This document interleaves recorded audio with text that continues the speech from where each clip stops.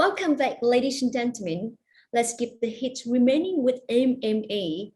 In June of 2020, Apple announced that with the introduction of iOS 14, new privacy features would include consumer opt-in for permission to track. In partnership with AppsFlyer, the MMA conducted research with marketers and consumers about the implication of these changes. In this session, Mr. Vasilis will interpret how consumers are thinking about data privacy in light of the April iOS 14 update to a full opt-in system for data users, which other companies are likely to follow. Please join me in welcoming Mr. Vasilis, SVP, Head of Insights and Research at MMA Global. Hello, everyone. My name is Vas Pakopoulos. I'm the SVP of Research for the MMA globally. It's a great pleasure to be here to share some really fresh insights from an important study that we just released. The topic is very timely.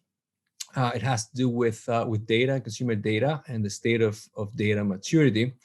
And it's very timely because globally we're at the tipping point around customer data. I mean, there's a number of evolutionary forces like technology, shifts in technology, everything that is happening with government regulation, sort of obviously, consumer behavior changing, cyber threats. All of those different important things are kind of pushing and kind of creating an internal tipping point as well within the organization, within the marketing org. And marketers right now have to kind of manage two different agendas when it comes to data. On the one hand, they have to kind of think about what specific capabilities to build, how to deepen the data usage and kind of protect the quality of the data. And on the other side, they also have to think about how to get ahead of specific challenges that has to do with data security and privacy and compliance, right? So all these important things are right now kind of within the agenda of CMOs. Which is why we actually went and collected input from 100 CMOs and heads of media when it comes to a number of these questions. The end goal was to create a data framework, a framework for data maturity along these two kind of sides of the growth agenda on the one side and the risk agenda on the other side. And I'm going to give you a little bit of a flavor of this in the next 15 minutes that we have together. We're going to be talking about data types and data uses, ROI and measurement and attribution, capabilities and skills, transparency, compliance, and security, and data ownership.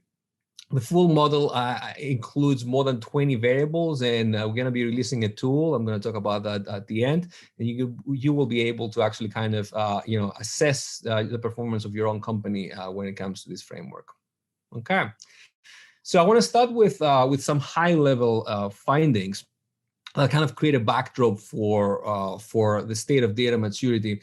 And then I'm going to cherry pick some insights across these 5 factors that are kind of highlighted in the previous slide. So the first important thing that I want to say is that as a narrative, as a main theme that is coming out of this study, it looks like data strategy is becoming a C-level priority, right? And I'm going to explain what I mean by that. But that doesn't mean that we're out of the woods. Progress is being made, but it's not being made homogeneous. It's not a linear kind of progression, as we're going to say. It's going to see in a few minutes. So let me give you a few data points. A lot of organizations have a CTO, a Chief Technology Officer, 78% specifically. 40% of companies have a Chief Data Officer. 72% of the cases, we see that leadership makes a dedicated effort in data, right? And more than half of the CMOs claim to be very familiar and involved. So what that means is that data strategy is becoming a C-level priority, right? It's not just a thing for someone like some IT people in the corner. It just becomes a kind of a bigger thing that sits at the C-level kind of table. But as I said before, data maturity is not homogeneous. There's so many different things and so many different moving parts.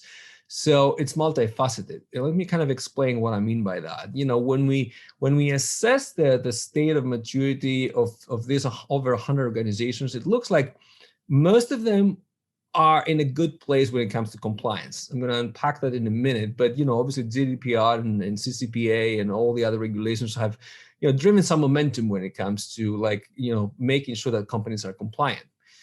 When it comes to ROI, which is another big kind of bucket, things are also kind of promising in the sense that 6 out of 10 companies are mature or are seeing some progress when it comes to seeing a lift in kind of a return on investment when it comes to data. When it comes to data activation, we see that the percentage is lower. So it means that, as we'll see, there's more progress that needs to be made there in terms of both the use cases, but also the types of data, the breadth of data, and the depth of data, but also the quality of data, right? Then we're going to talk about, breaking down silos. Like, how do you bring together the data in the organization? How do you integrate data, right? And what we'll see also in this case is that, half of the organizations, are in a kind of a good position or are getting there to centralize governance and to kind of create the right kind of exchange using the right systems and the right kind of data ownership. But again, more progress needs to be done there. And last but not least, when we kind of assess skills, it looks like there are gaps. Again, I mean, we see that 1 out of 2 organizations are kind of moving forward with some, training in, investing in data science and investing in MarTech. But again, still a lot of gaps kind of exist. So this is kind of a waterfall, right? Where we see that, there's different progress being made when it comes to compliance or ROI and activating data and all that. So again, it kind of speaks to the complexity of the issues and how many different things have to be kind of pursued when it comes to kind of solidifying and implementing a data strategy in the organization. Now, what I'm going to do next is I'm going to kind of go in each one of these areas, and I'm going to cherry pick a couple of findings. Obviously, there's a long report that we have. It's going to be available at the MMA Global website. But in the meantime, I just want to kind of give you a flavor of some of the things that we're seeing. So let's start with the yellow area, which was transparency, compliance, and security. And I'm just going to put it in a sentence here as the main theme coming out of that is that marketers are compliant, but more commitment is needed to ensure that they stay that way, right? So what I mean by that, all of the charts that I'm going to show you have a traffic-like system. So you see there's going to be the green, which is better than the market or better than the average or leading. The gray, which is kind of like middle of the road average, and then the orange, which is improvement needed. So what you see here in this case is that when it comes to compliance, 1 out of 2 organizations, 47%, as you can see here, are not just compliant with today's regulation, but also kind of making sure are putting the right kind of process in place to stay compliant with updated regulation, right? So they have a future looking kind of mentality when it comes to compliance. The others are, for the most part, abiding by recent kind of data regulation, and there's still some small percentage of companies that need to do more work, right? But overall, compliance is, as we said before, it's kind of, most companies are kind of in a good place. When it comes to transparency on the other side, we see that although the majority is more than 6 out of 10 organizations feel that and say that they have the right practices and they are fully transparent, if you are a consumer, in most cases, you need to do some of the digging, because only very, very few organizations actively engage the customers when it comes to how they use their personal data, right?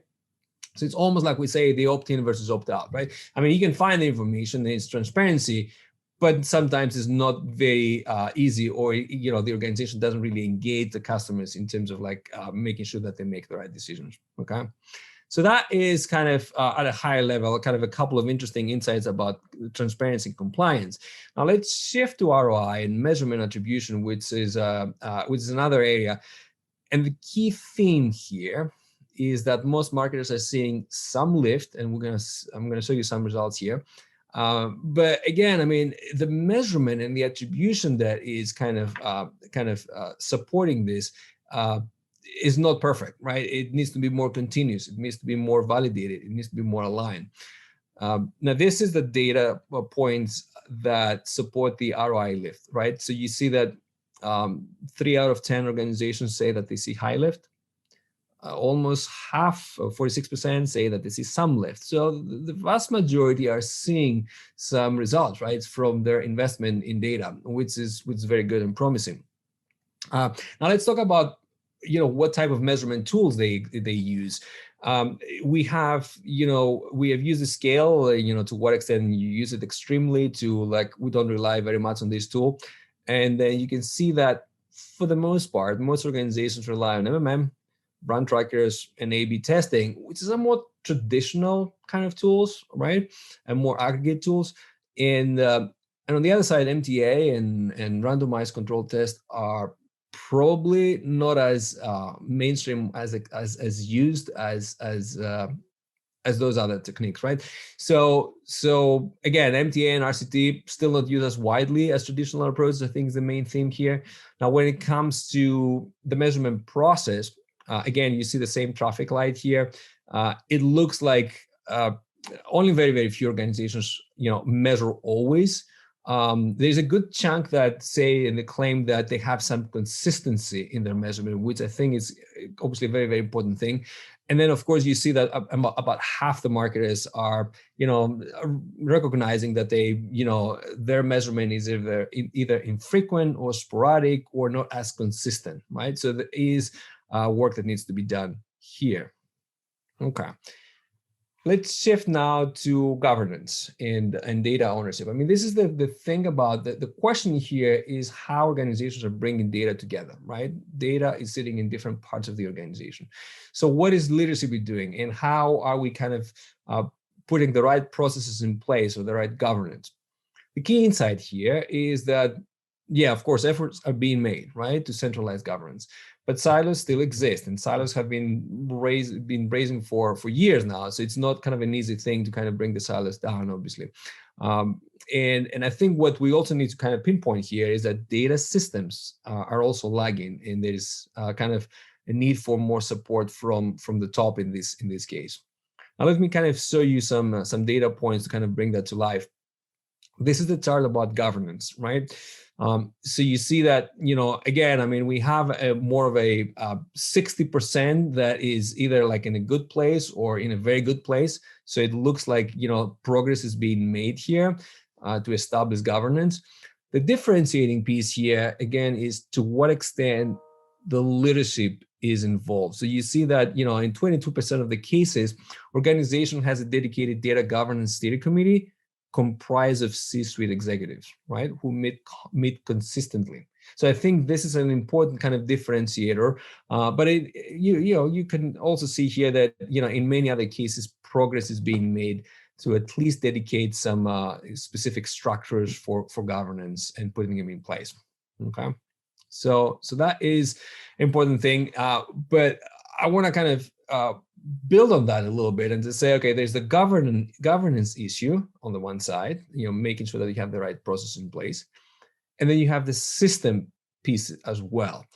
And what you see here very clearly is that more progress needs to be made here, right? Only very few companies, 8%, say that they have completely centralized their data systems into a single platform. And in most of the cases, in many cases, the work is being done to obviously kind of centralize cloud platforms and all that. But as you can see here, a big chunk of the market is still kind of in the orange territory, which means that data is somewhat integrated or they still operate in silos. So there's more work that needs to be done here.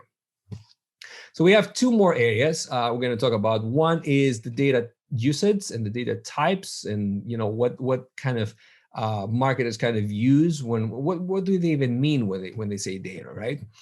And it's interesting that the key theme here is that most marketers focus obviously on sales data and ad exposure data. I mean, what is the kind of the number one thing that is in everyone's mind, right? Is to kind of see if your advertising works, right? So you have to connect those pieces between ad exposure data and sales data.